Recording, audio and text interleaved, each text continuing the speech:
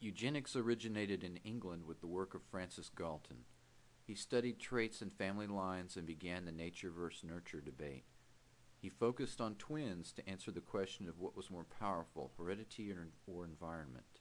He proposed positive eugenics, encouraging the reproduction of eminent men and their families, whose accomplishments he had tied to the progress of civilization.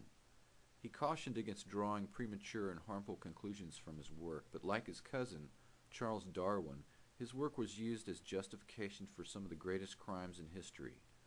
Negative eugenics is the application of means to discourage the breeding of the unfit, including anti-race mixing marriage laws, segregation, sterilization, and euthanasia. Eugenics is not a true science, and though it is dressed up in mathematics to give it legitimacy, it has much more in common with the quack science of phrenology.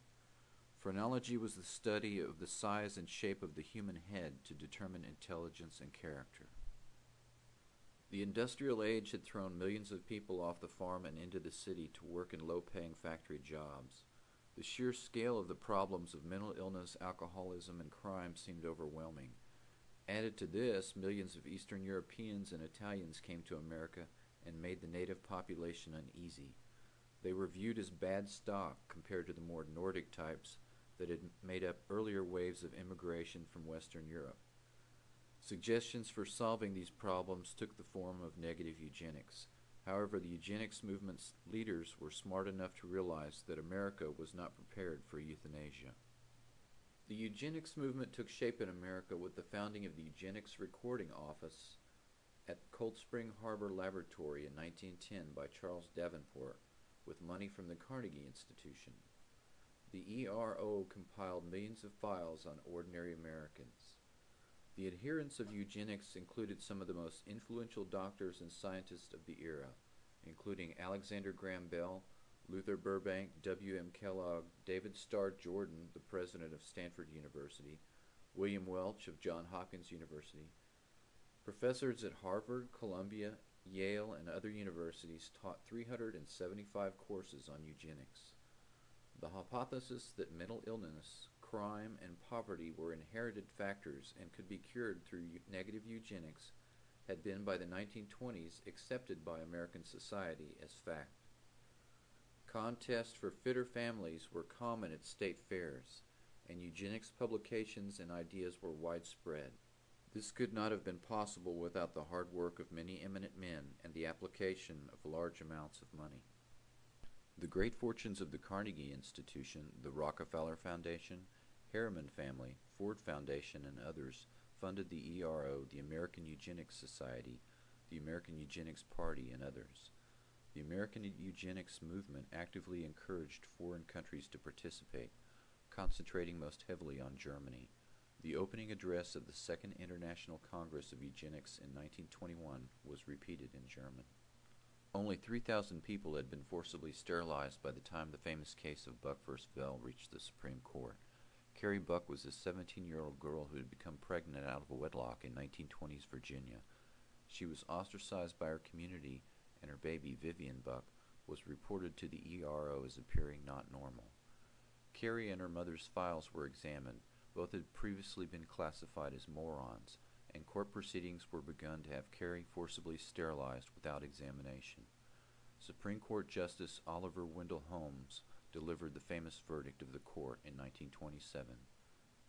It is better for all the world if instead of waiting to execute degenerate offspring for crime or to let them starve for their imbecility, society can prevent those who are manifestly unfit for continuing their kind. The principle that sustains compulsory vaccination is broad enough to cover cutting the fallopian tubes. 3 generations of imbeciles are enough. This decision validated Virginia's Eugenical Sterilization Act and set in motion the forced sterilization of 60,000 American citizens. Eventually, similar laws were passed in 33 other states.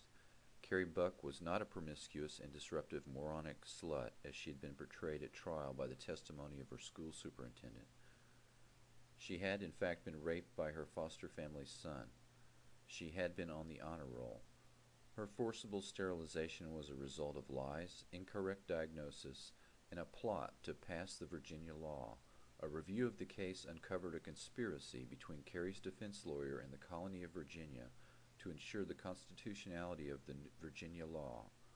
The state was trying to save money by sterilizing the growing population in its mental health facilities. The greatest impact of Buck v. Bell was in Germany.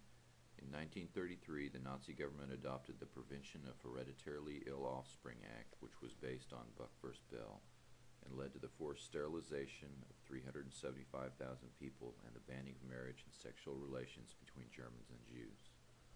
The Rockefeller Foundation funded the Kaiser Wilhelm Institute, including the work of Ernst Rudin, a leading psychiatrist who became an architect and prime director of the murderous medical experimentation programs conducted on thousands of Jews, Gypsies, and others. American money also endowed the work of Ottmar Verschuer, who headed the Institute of Anthropology, Human Heredity, and Eugenics. He wrote in his Eugenics journal that Germany's war would yield a total solution to the German problem. Verschuer had a longtime assistant. His name was Joseph Mengele. On May 30, 1943, Mengele arrived at Auschwitz. Verschuer notified the German Research Society. My assistant, Dr. Joseph Mengele, MD, PhD, joined me in this branch of research. He is presently employed as captain and camp physician in the Auschwitz concentration camp. Anthropological testing of the most diverse racial groups in this concentration camp is being carried out with the permission of SS Reichsfuhrer Himmler. Mengele began searching the boxcar arrivals for twins. When he found them, he performed beastly experiments, scrupulously wrote up the reports, and sent paperwork back to Verschuer's institute for evaluation. Often cadavers, eyes, and other body parts were dispatched to Berlin's eugenic institutes. Several doctors who had been sent to Auschwitz for aiding Jews worked as his assistants and described him thus. His experiments and observations were carried out in an abnormal fashion. When he made transfusions, he purposely used incorrect blood types. He would inject substances and then ignore the results. He did what he pleased and conducted his experiments like a mad amateur. He was not a savant. He had the mania of a collector. The toll of eugenics laws would fall heavily on non-Jewish Germans as well. The chronology of events is instructive. First, patients in German mental facilities were sterilized. Then it was decided to gas them. Carbon monoxide gas was used in the beginning but was discarded in favor of Zyklon B gas for reasons of economy and effectiveness. Next, all the residents of the old age homes in Germany were either starved, given lethal injection, or gassed and then cremated. Finally, German citizens who had physical disabilities, many quite mild or correctable, were euthanized. Between 50 and 100,000 German citizens were eventually killed. The program was referred to as a mercy death. However, nothing could be farther from the truth. Witnesses said that the floor, walls, and even ceiling of the gas chamber were stained with blood, vomit, urine, and feces. At the center of the room would be an enormous pile of bodies in the general shape of a pyramid as people climbed to the top of each other to reach the last remaining breathable air near the ceiling. The American eugenics movement leaders went underground and changed the name of their organizations. The lifelong friendships between people like Verschuer and the leading members of the American eugenics movement continued even after the Holocaust. He and many others were never punished and remained influential men in society. Their portraits hang in many major universities, both in Germany and America. The names of their victims are mostly lost to history. They included the powerless people who couldn't fight back. Carrie Buck's daughter died at the age of 8 due to an illness. In her short career, she had made the honor roll.